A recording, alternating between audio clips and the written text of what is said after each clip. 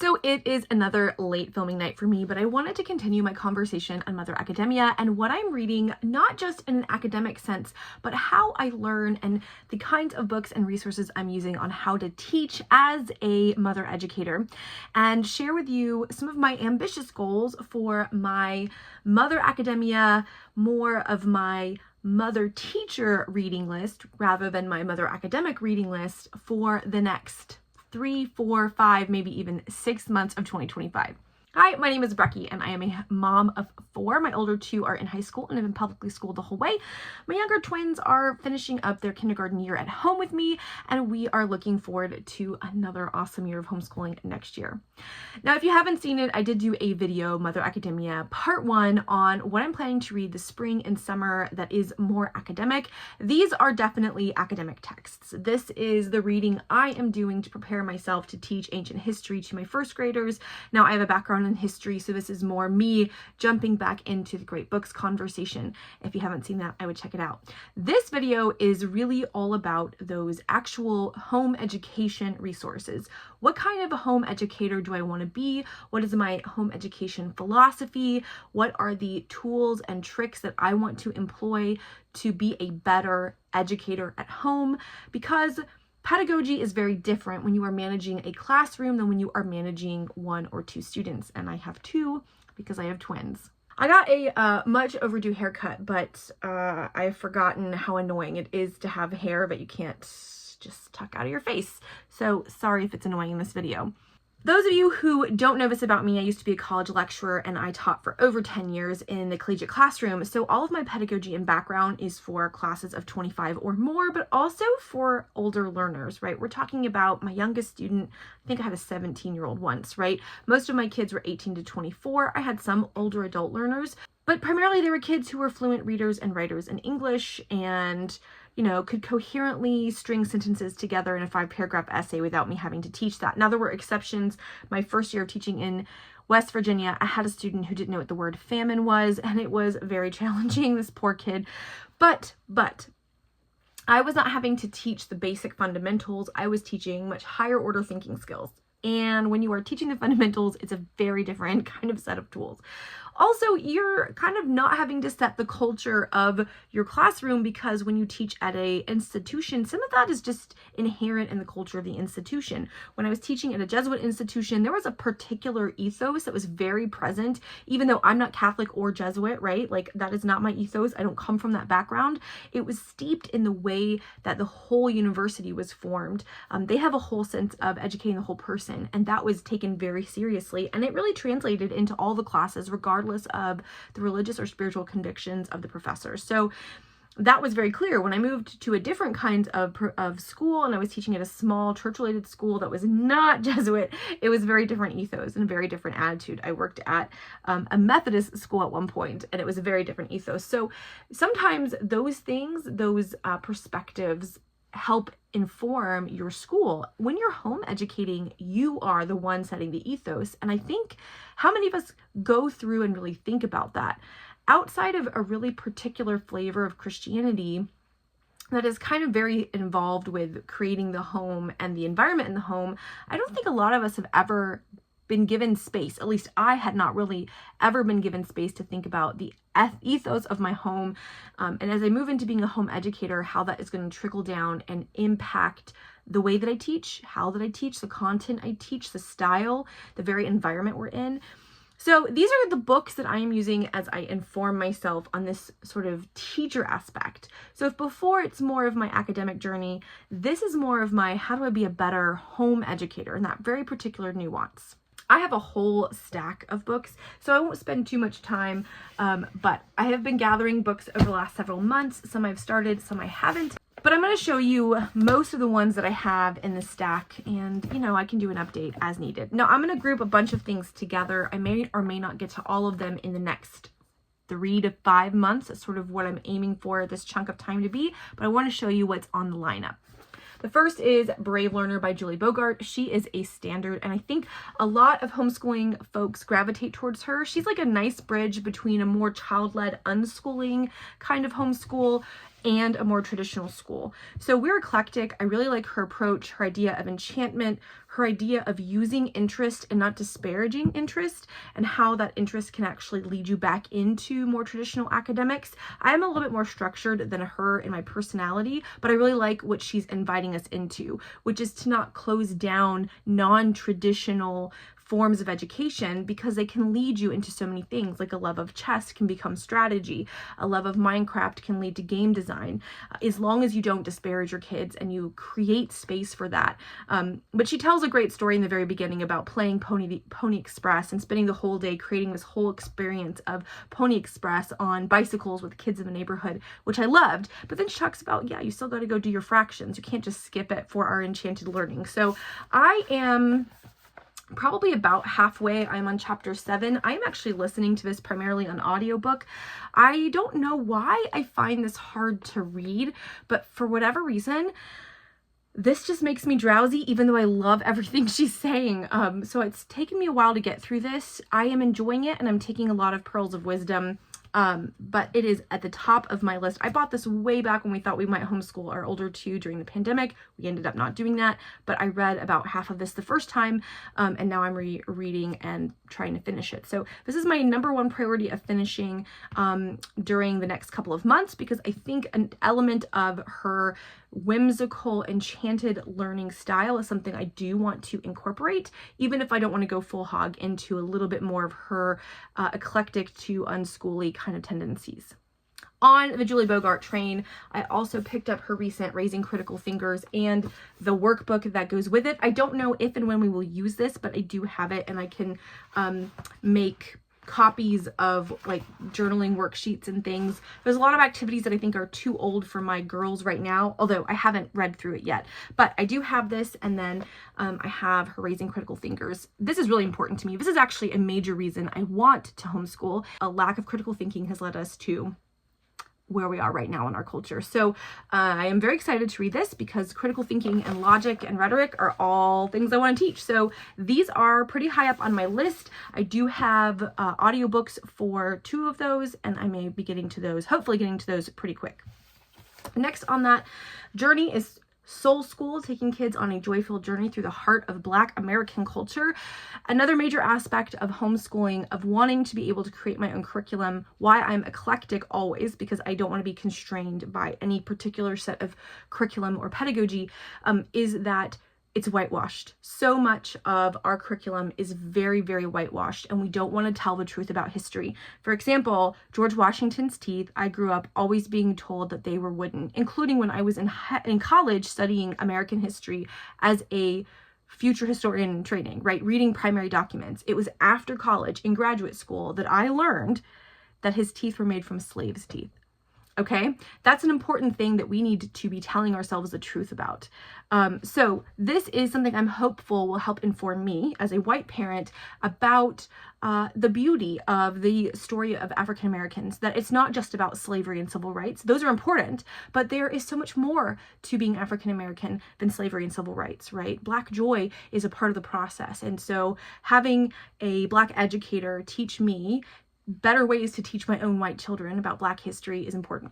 So I picked this up. I'm really excited. Amber O'Neill Johnson is Heritage Mom. I think some of you guys might know her online. And I believe that she has written some homeschool material, but I'm not 100% sure. Anyways, I am hopeful that this will inform my ability to do a better job of teaching African American history throughout my homeschooling career.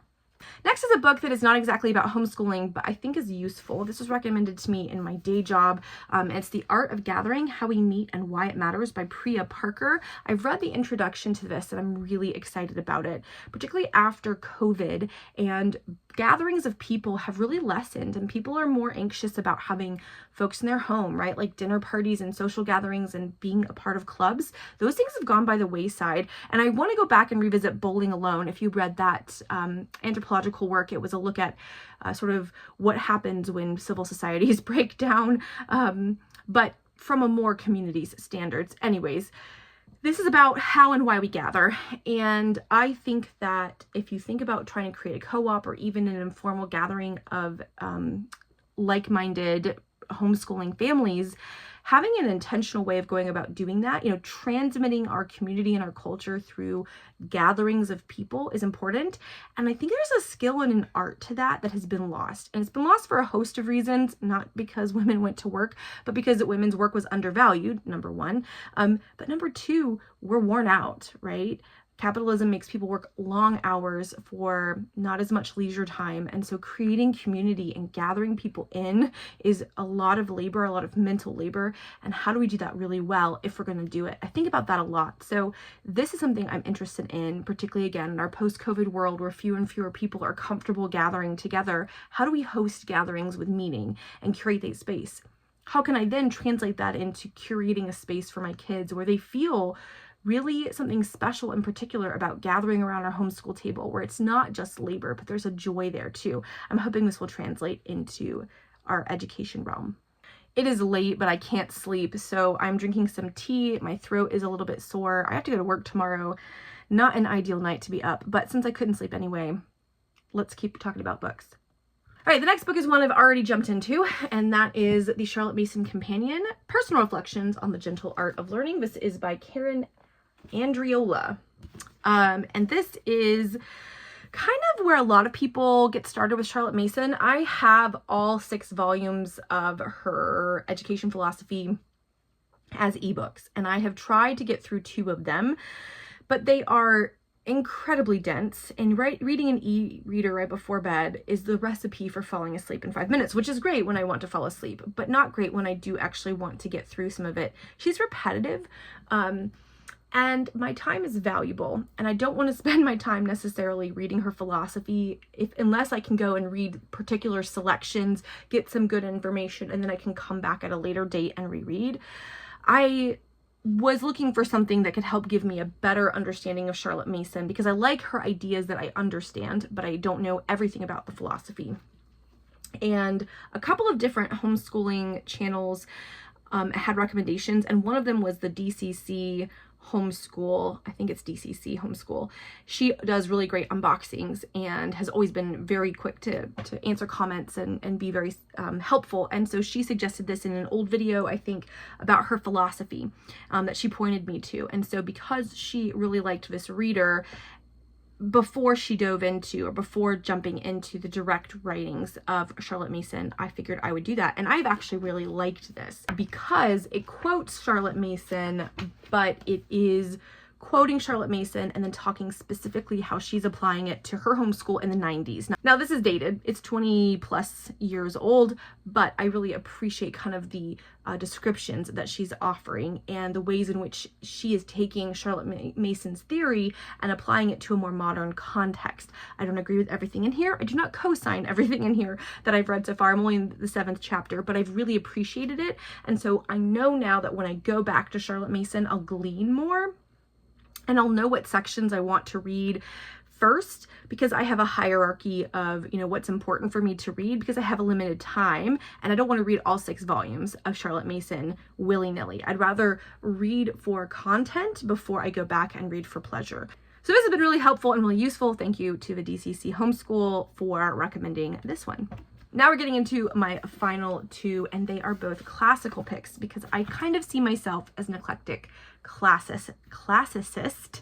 Gotta get that extra sis in the middle. And what I mean by that is I really like the frame of the classical education movement, sort of neoclassical education movement, which has grammar, logic, and rhetoric, and uses the idea of logic and rhetoric as a frame for teaching that encourages the teaching of Latin and or Greek, and really wants students to be prepared to engage with the great books and the sort of great conversation of Western civilization. I love that, but I don't want to be hemmed in. So that's why I see myself as eclectic, because I want my kids to have modern language. I want my kids to have great world history. I want my kids to have a good sense of other non-North American, non-European cultures, because we live in a world in which we're not constantly surrounded by people who are of European descent and think the Greeks are the greatest, right? We want to be able to be good interlocutors. That said, I am reading some books on classical education and theory. So the first one is Climbing Parnassus, A New Apologia for Greek and Latin by Tracey Simmons. I've seen this recommended definitely by Memoria Press, but some other folks were recommending this one, and I decided, I've actually found it at a used bookstore for like $5. So because it was so cheap and it happened to be at a used bookstore that I was physically in person with, I thought, well, I will just buy this and see. So far, I am only on page 15. I'm still in the introduction, and I like it, but it's kind of pretentious. And then that is one of the big, problems with classical education, is it gets a little bit, we're better because, and this book, it still struggles with that a little bit, at least in the introduction. But I am curious. My husband loves Latin, and he used to teach ancient Greek for funsies. So, he is a language nerd. We will probably teach the kids at least a year of Latin for the grammatical purposes. And of course, root words are really important. I studied Koine Greek, so, we're a family that is primed for this, but I am curious what someone who doesn't need it necessarily for their job, why would you teach it? I don't think my kids need 7, 8, 10 years of Latin necessarily, but a couple of years of Latin or a year of Greek could be very useful. I think a modern language is super useful, but I'm willing to hear their argument for more. And then a more actual kind of note on education, and this is an introduction to classical education, a guide for parents from Christopher Perrin, and he, I think, is the founder, CEO, major contributor to Classical Educational Press, Classical Academic Press. This is tiny. This just came in the mail today. I didn't realize how little it was. This is like a pamphlet, and I paid a lot of money. This was originally for sale for like $2 at whatever thrift service person found it and resold it, and I bought it for more than that. But I do want it. Now, I think I might get Norms and Nobility, which is another one of those classical texts. But that being said, I do want to read this as someone who is getting into classical education for my kids, who wants to do a blend of Charlotte Mason, classical education, and then my own modern style. I'm homeschooling for freedom, right? That's a huge reason I want to be able to homeschool. I want my kids to have accurate history. I want my kids to have more freedom with their time and not be locked in school for 8 hours. I want my kids to have some level of interest learning, right? I don't want to dictate everything to them, but I do want to have bumpers, right? And so these are some books that are going to be educating me on how to be a better mother educator. These are books that are going to be helping me on how to create the culture of my home, that atmosphere piece that Charlotte Mason loves to talk about. And hopefully will give me some tools for being a better mother educator, doing this whole home education experiment and journey and process that we are all in.